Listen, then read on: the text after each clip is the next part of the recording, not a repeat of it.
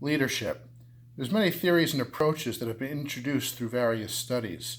One needs the right tool for the right job.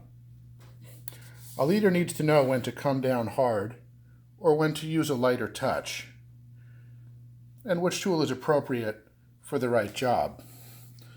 What happens if I select the wrong tool for the job?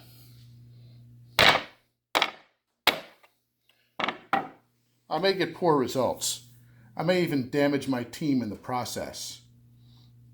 Transformational leaders understand that in some cases you need to create a vision or motivate the team. Although they can't see it now, they might be creating something together that's amazing. They might not have a view of the finished product. A situational leader understands this, drawing from many tools in his toolbox, able to apply the right tool in the right situation and context. So welcome. My name is Mark Marney, and the purpose of this video is to walk through my paper, an analysis of leadership in the movies. Coach Boone's leadership in the movie Remember the Titans. The paper looks at the movie Remember the Titans based on the career of Herman Boone. He was the former coach at T.C. Williams High School in Alexandria, Virginia. This was a difficult time back in the late 60s or early 70s, I believe. When Coach Boone joined the staff, the school was just beginning to be segregated. He receives a very cool welcome from the staff and the community. No one comes to meet him at his house. He doesn't feel very welcome at all. Possibly in response to this indifference, or in some cases outright hostility, early on he enters into a very paternalistic style of leadership. More than one time saying, this is not a democracy. So he did set clear expectations for behavior and potential punishments if his directives weren't followed across the team. The movie is an excellent study of leadership about both the coach and the team overcoming what seemed to be insurmountable obstacles, finding unity in a difficult time, and achieving extraordinary results. He does show some examples of charismatic leadership, taking risks to challenge the status quo, even creating sort of a social experiment, forcing the kids to sit together at lunch, sit together on the bus, and even room together and interview each other so they can get to know other teammates of a different race. And on occasion, he may shift to a supportive style, but this only happens privately in one-on-one situations. He wants to appear very tough, but he does offer to help with homework and some other one-on-one coaching of the students. He uses an ideological model, probably the most inspiring point of the movie, at the Gettysburg Graveyard. He talks about past racial injustice going back to the Civil War and how they really need to learn from the mistakes of history and really come together. And upon returning from the summer football camp, he does receive even some more pressure, as there is a rumor that relayed back to him that if he loses even one game at any time during the season, he will lose his job.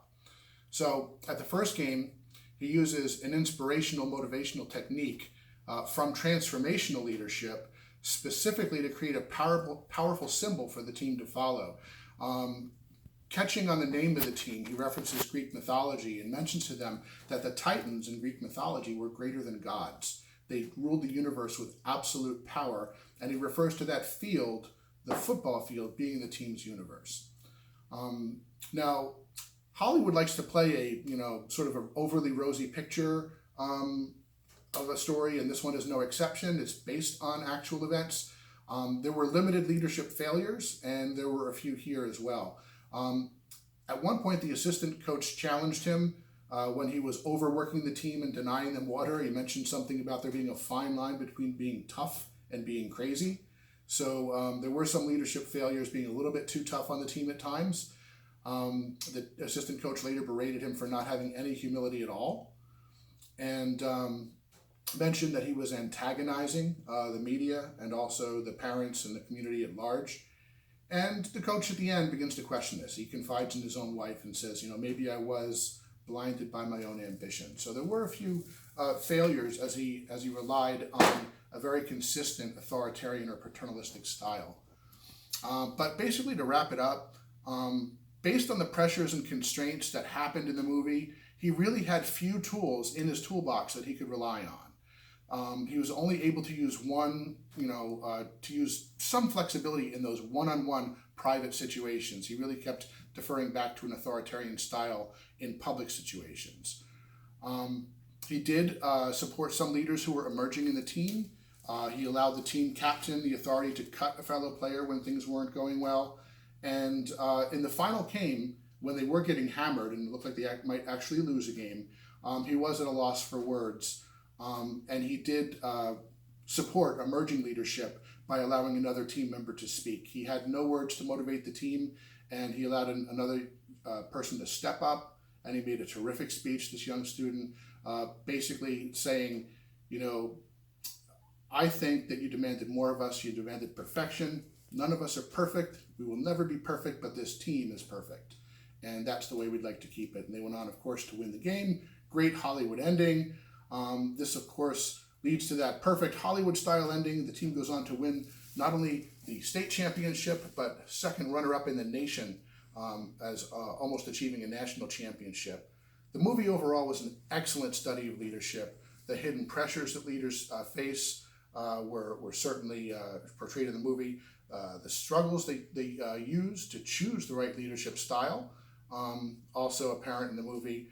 To me, the takeaway was just consistently encountering new situations and tools, deciding which tool is appropriate for some of the more difficult situations really shows that leadership is always an ongoing learning experience. Thank you.